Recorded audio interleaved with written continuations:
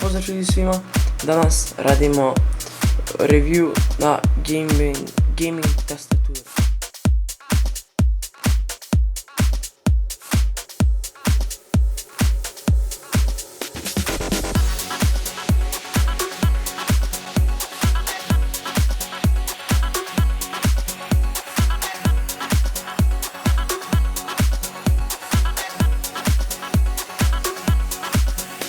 Hoću samo da vam pokažem kako ona ima, koje boje ima.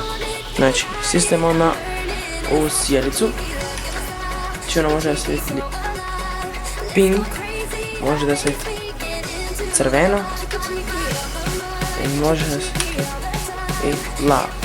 Ako hoćemo da promijenimo brzinu svjetlanja ili samo da svijetli, treba da uradimo ovo. Znači, stisnemo F1 dugme i ovu sjelicu i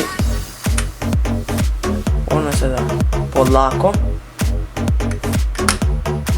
sada uopšte, sada svijetli polako, uopšte.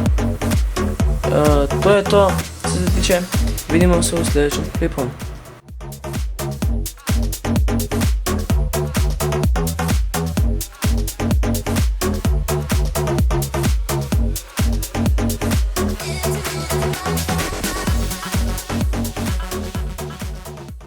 Hvala ljudi na gledanju, ako vam se sviđa ovaj klip, ostavite like, subscribe i pogledajte prošli klip.